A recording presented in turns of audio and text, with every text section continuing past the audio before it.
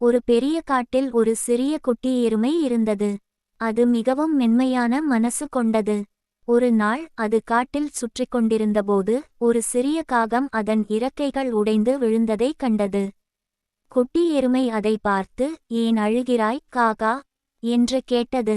காகம் சொன்னது, "நான் வானத்தில் பறந்து கொண்டிருந்தேன், திடீரென்று ஒரு பெரிய கல் என்மேல் விழுந்தது.